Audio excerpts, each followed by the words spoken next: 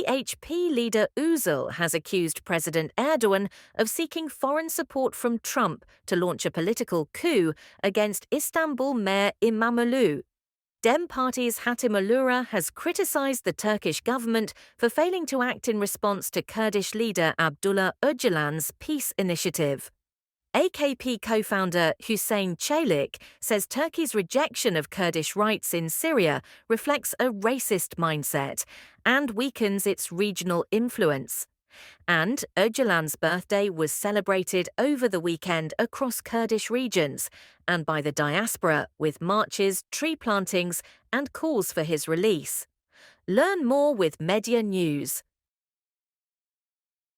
Özgür Özel was re-elected as leader of Turkey's main opposition Republican People's Party by a large majority at the party's 21st Extraordinary Congress in Ankara on the 6th of April. In his speech, Özel accused President Erdogan of executing a political coup against Istanbul's mayor, Ekrem İmamoğlu, claiming that US President Donald Trump had been informed in advance about the mayor's arrest. Thousands gathered outside the Congress venue, rallying under the slogan "Standing Up for the Will of the People," in a protest against what they see as increasing authoritarianism under Erdogan's rule. Özel framed the events surrounding İmamoğlu's arrest, including the police raid in March, as a calculated attempt to suppress political opposition and civil society institutions. He accused the president of seeking foreign support, particularly from the US, to maintain power and undermine Turkish sovereignty. Özel also called for the release of Mayor İmamoğlu and early elections, with a nationwide petition campaign already gathering over 7 million signatures. The opposition leader further urged an economic and media boycott of pro-government entities in a bid to challenge government-aligned interests. His remarks, highlighting widespread public dissatisfaction with economic and democratic challenges, position the Republican People's Party as the main defender of Turkey's republican values as it prepares for the next general election. Tülay Hatimoğulları, co-chair of Turkey's pro-Kurdish Dem Party, has called on the government to respond to Abdullah Öcalan's peace initiative, urging the state to act with the same dedication to peace and democracy as the party. Speaking at a leadership meeting in Ankara, Hatimoğulları emphasized the mass participation in recent events, including International Women's Day and Newroz, where millions voiced support for the Kurdish leader's call for peace and his release from İmralı Island prison. Öcalan's historic peace call, issued on the 27th of February, instructed the Kurdistan Workers' Party, or PKK, to disarm and dissolve, marking a potential end to decades of conflict.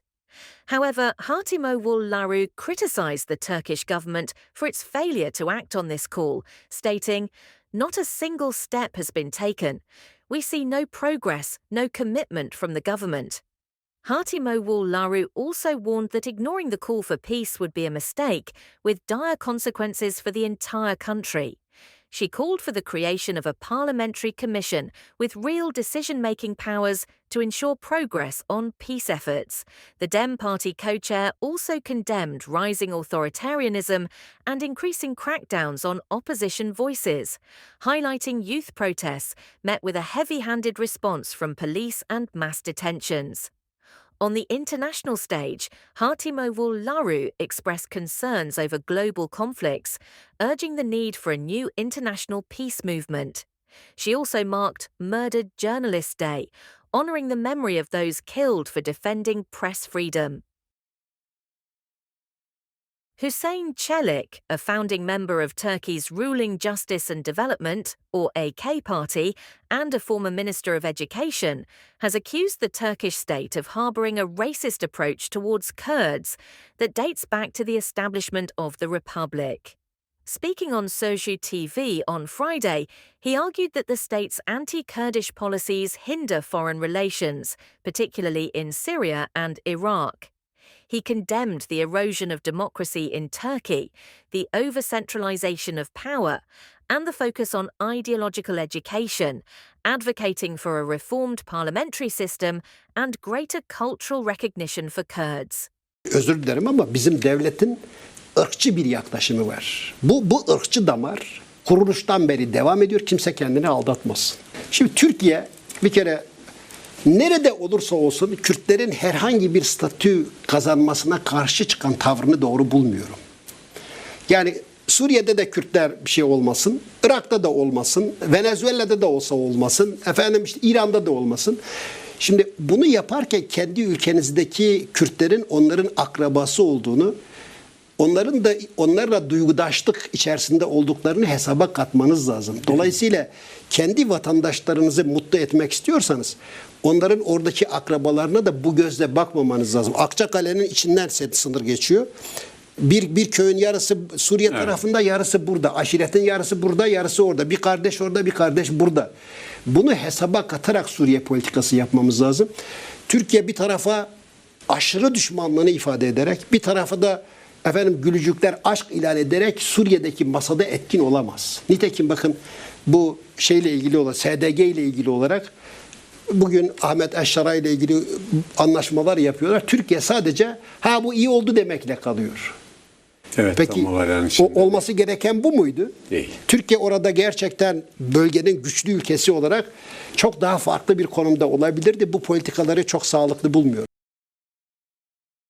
Celebrations were held over the weekend for the 76th birthday of jailed Kurdish leader Abdullah Öcalan, with events in Kurdish-majority southeast Turkey, north and east Syria, and across Europe, ranging from torchlit marches to tree plantings, united by demands for his release from the Turkish high-security prison island of İmralı. Freedom for Öcalan, leader of the armed political movement the Kurdistan Workers' Party, known as the PKK, and which has recently declared a unilateral ceasefire, is vital for securing lasting peace and democracy in Turkey, supporters say.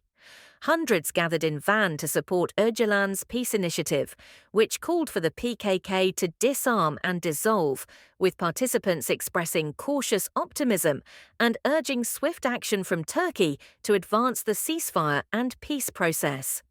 In the Kurdish village of Amara, known as Ömali in Turkish, a mass women-led youth march culminated at the Kurdish leader's childhood home, where his brother Mehmet welcomed dozens of prominent figures, including co-chairs of the Democratic Regions Party, and called for a democratic resolution to the Kurdish issue. In Syria's Jazira Canton, part of the autonomous northern region, Kamishli hosted an event at Freedom Park, where Öcalan's ideas were hailed as a beacon for the oppressed. In Tel Hamiz, saplings were planted with Arab tribal leaders present, and Tel Tamir saw 3 events, including tree planting. Meanwhile, calls for Öcalan's freedom were also heard across Europe. In Zurich, the Swiss Kurdish Women's Union led a torchlit march, and over in Geneva, a screening of Öcalan's life preceded a cake cutting by children.